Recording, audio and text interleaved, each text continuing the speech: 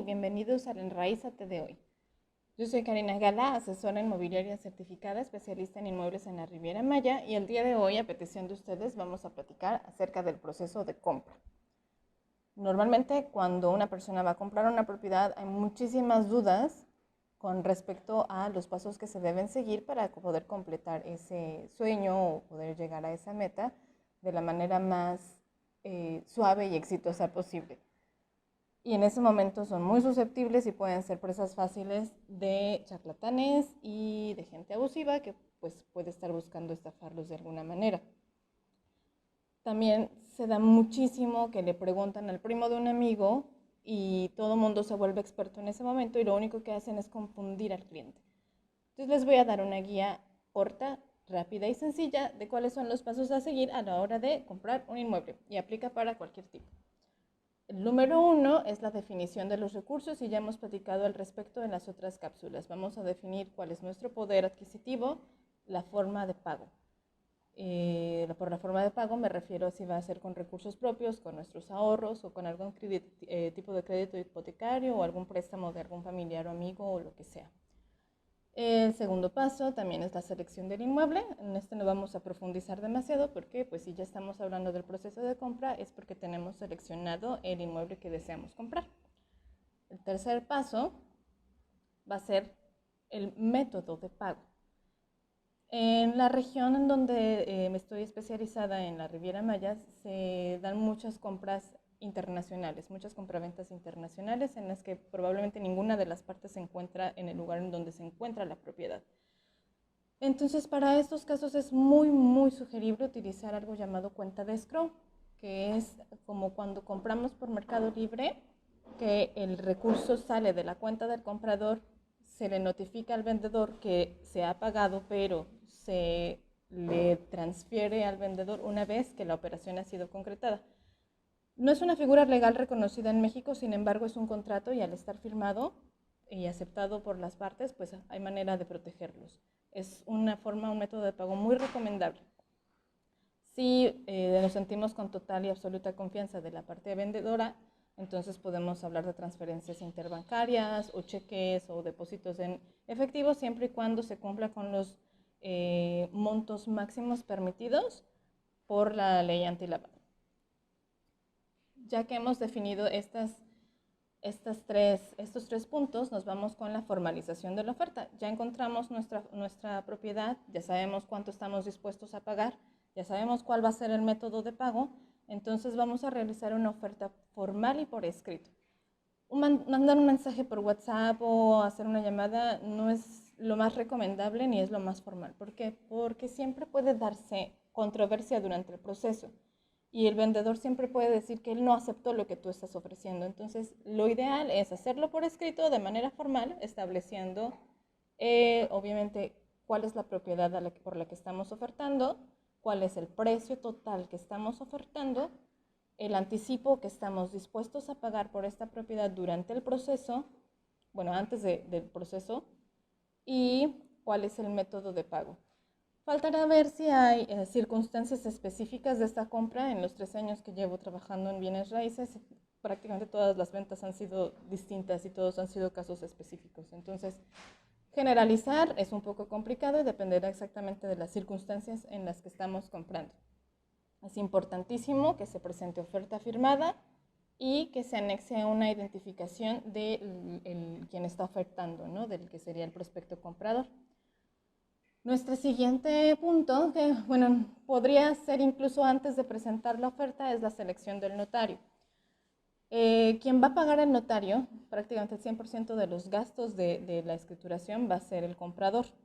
Ya hemos platicado al respecto y considero que no tiene caso hacer más largo esto hablando de los gastos en los que generan, pero quien tiene el derecho de elegir al notario que va a llevar a cabo el proceso de escrituración es el comprador porque él es el que está pagando. Siempre pueden llegar a un acuerdo, tal vez el vendedor se siente cómodo con un notario y ha pedido sugerencias.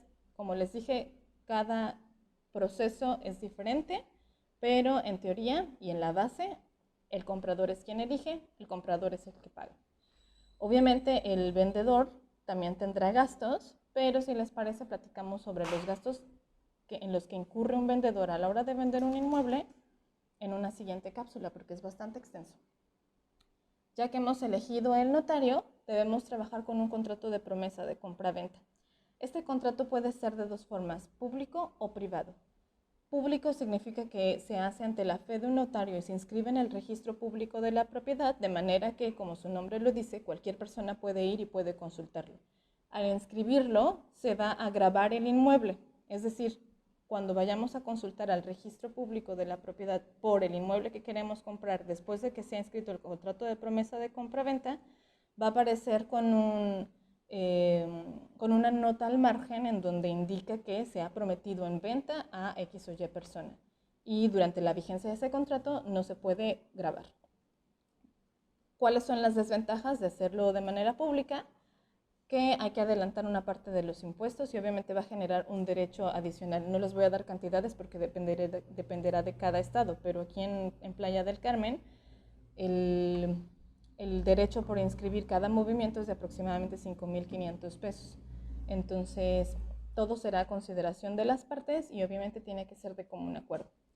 Lo más común es un contrato privado en el que ambas partes firman cuáles son los acuerdos, fechas, términos y condiciones para llevar a cabo la conclusión de la venta. Es súper importante que se establezca monto total, formas y medios de pago y vigencia. No podemos dejar un contrato sin vigencia, entonces tenemos que establecer cuál es el tiempo que le estamos proporcionando a las partes para que se concluya la operación.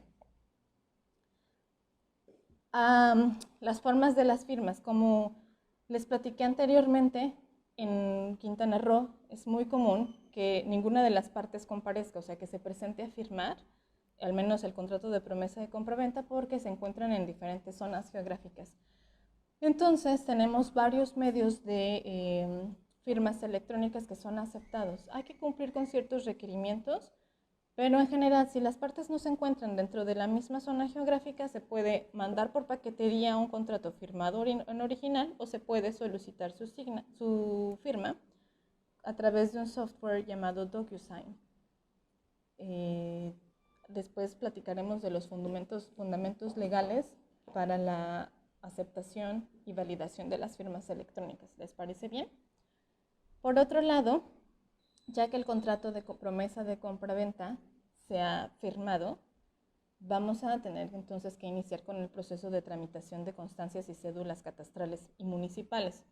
Estos son los documentos que debe tramitar la parte vendedora para integrar el expediente que será entregado a la notaría y puedan, obviamente, formalizar el expediente, hacer el proyecto y en su momento y después de la firma, mandarlo al registro público de la propiedad para que la propiedad aparezca a nombre del nuevo dueño, o sea, del comprador. Los tiempos de espera van a variar en función de cada estado y en función de las especificaciones de cada compra. Si es una compra con recursos propios, o sea, sin la intervención de una institución bancaria, seguramente va a ser una operación muy rápida que puede variar desde 2 semanas hasta 6 semanas, dependiendo de los tiempos que tomen las municipalidades en entregar las constancias. Pero en general puede ser bastante rápido. Si vamos a trabajar con una institución financiera, entonces el tiempo mínimo puede ser alrededor de 6 semanas, porque hay que establecer tiempos de aprobación de crédito, las instituciones tienen que verificar y validar el proyecto de escrituración y demás. Serán tiempos un poquito más prolongados, pero no es una fatalidad, es una diferencia bastante leve. Ya que las certificaciones catastrales han sido entregadas a la notaría, entonces el notario puede empezar a trabajar con el proyecto de escrituración. Se enviará este proyecto a las partes involucradas para su revisión y aprobación. Si hay comentarios, se corrigen. Si no, pues se da el visto bueno y entonces se puede proceder a determinar una fecha para la escritura. En este caso sí será necesaria la comparecencia de las partes o en su defecto que acuda un apoderado. Si va a acudir un apoderado en representación de alguna de las partes, se tiene que notificar con la mayor anticipación posible porque esto debe estar establecido en el contrato, en la escritura. Ya que la escritura ha sido firmada, entonces se puede proceder a la liquidación del 100% del valor. Todo esto dependerá de los acuerdos a los que se haya llegado al principio de la negociación.